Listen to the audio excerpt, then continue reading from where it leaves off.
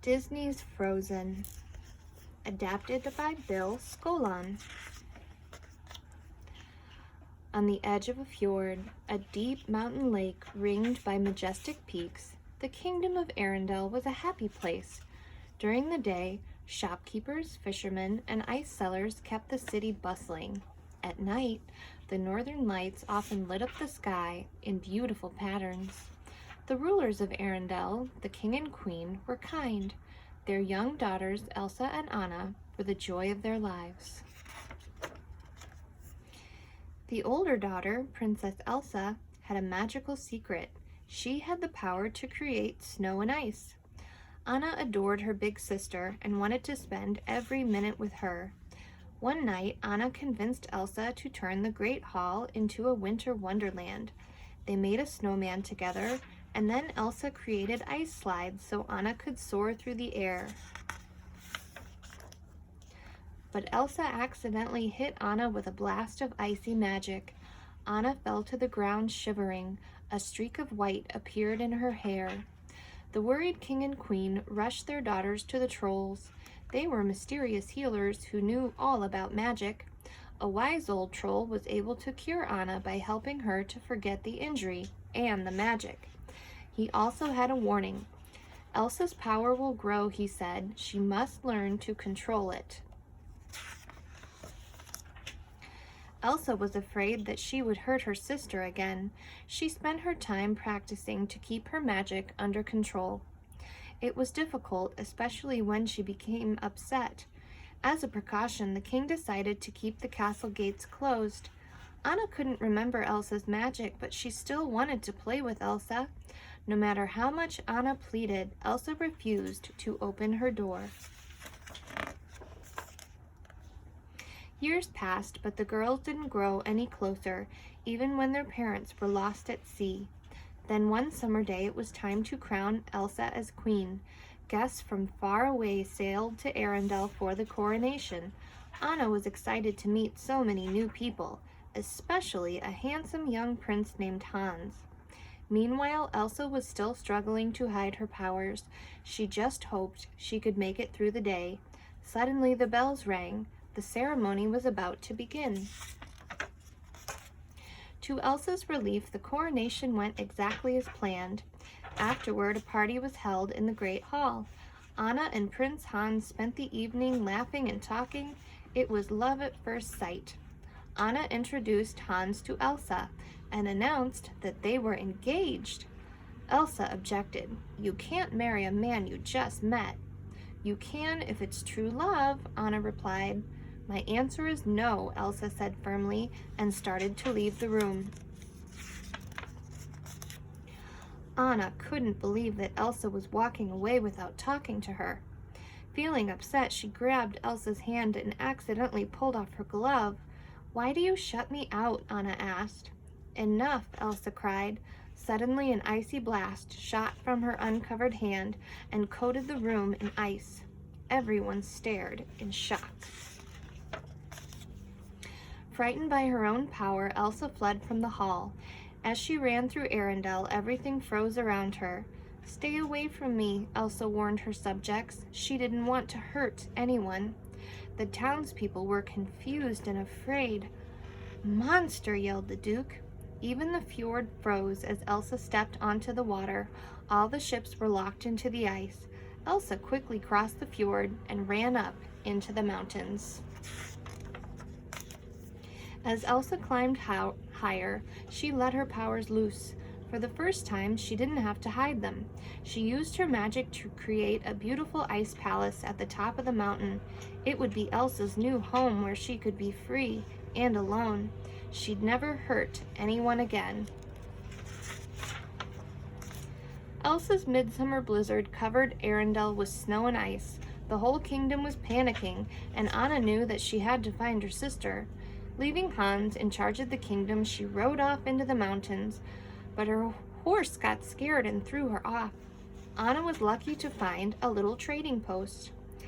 Inside the trading post, Anna bought dry clothes. Just then the doors flew open. In came a mountain man covered in snow. His name was Kristoff, and he said that the storm was coming from the North Mountain. That gave Anna an idea. She found Kristoff in the stable with his reindeer Sven. She asked him to take her up the North Mountain to find Elsa. Kristoff agreed.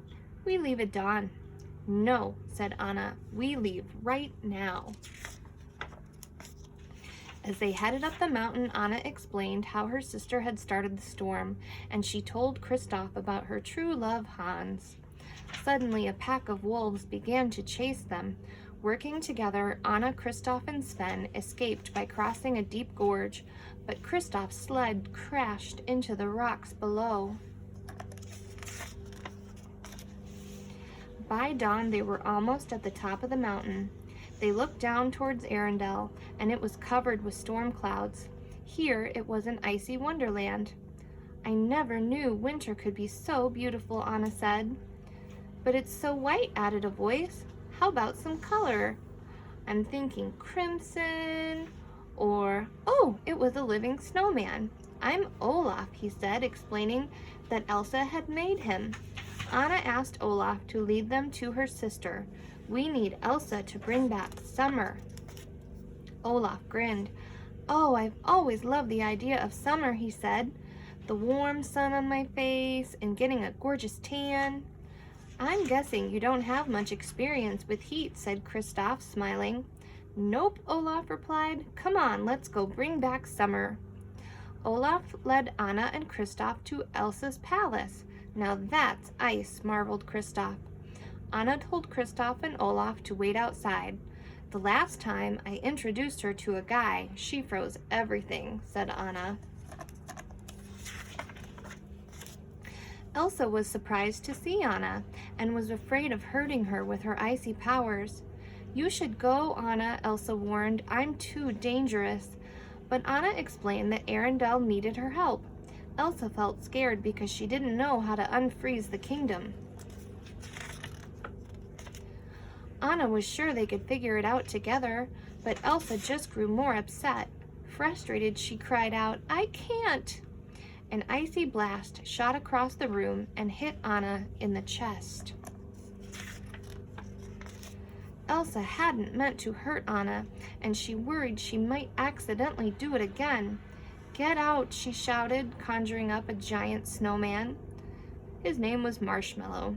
The big snowman chased Anna, Kristoff, and Olaf to the edge of a cliff. They lowered themselves down, but the snowman grabbed the rope. Desperate to escape, Anna cut the line. Luckily, a blanket of snow cushioned the fall. Everyone was safe, but something was wrong with Anna. Her hair was turning white. "What happened?" asked Kristoff. "Elsa hit me with her powers," Anna replied. Kristoff had an idea. "We need to go see my friends," he said. "They can help."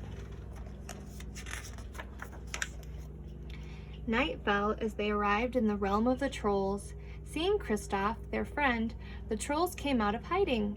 An old troll said that Elsa had put ice in Anna's heart, which would make her freeze solid within a day. But there was still hope. "An act of true love can thaw a frozen heart," he explained. Olaf and Kristoff decided to take Anna back home. Surely Prince Hans could break the spell with a true love's kiss. Back at the kingdom, Hans had become alarmed when Anna's horse returned without her, so he rallied volunteers to find her. Instead, Hans found the queen. Elsa tried to keep Hans and the others away from her, but during the struggle she was hit by falling ice and knocked unconscious. Kristoff brought Anna home to Arendelle Castle. Servants whisked Anna inside. Kristoff was startled to realize that he cared deeply for Anna, but he knew she was in grave danger and she already had a true love. The servants brought her to the library where she found a warm fire and Hans. Anna told him about the magic and how his true love's kiss could break the spell. "Oh, Anna," Hans said with a sneer, "if only someone did love you." As he doused the fire with water, Hans explained that he had been only pretending to love Anna in order to take over Arendelle. All that was left, he said, was to get rid of Elsa. Summer will return and the kingdom will be mine. You can't, gasped Anna as the ice slowly spread through her body. Hans' search party had brought Elsa down from the North Mountain and imprisoned her in the castle. But while in the cell, Elsa's fears that she might hurt the kingdom had grown, and so had her magic. Finally, her powers had burst through the walls. When Hans went to the queen's cell, Elsa was gone. Meanwhile, Olaf had arrived just in time to help Anna escape from the castle. The little snowman realized that Kristoff loved Anna, which meant Kristoff's kiss could break the spell. Anna, nearly frozen, moved slowly across the fjord toward Kristoff. But then she saw something else. Hans was about to strike Elsa with his sword. With all her remaining strength, Anna threw herself in front of Elsa. Hans brought his sword down just as Anna turned to solid ice. With a resounding clank, the blade shattered. Elsa spun in surprise, then threw her arms around Anna's frozen figure. "Oh, Anna," she sobbed. Suddenly, Elsa began to thaw. "Elsa?" whispered Anna, blinking. "An act of true love can thaw a frozen heart," Olaf said, suddenly realizing what had happened. With her sacrifice, Anna helped her sister see that love was more powerful than fear. As Elsa's fear faded, love filled her heart, and the winter snows began to melt. After the fjord melted, the visiting ships sailed away, and Olaf was finally able to enjoy summer, thanks to a snow cloud that Elsa created for him. Anna gave Kristoff a new sled, but he wasn't anxious to leave, especially when Anna surprised him with a kiss.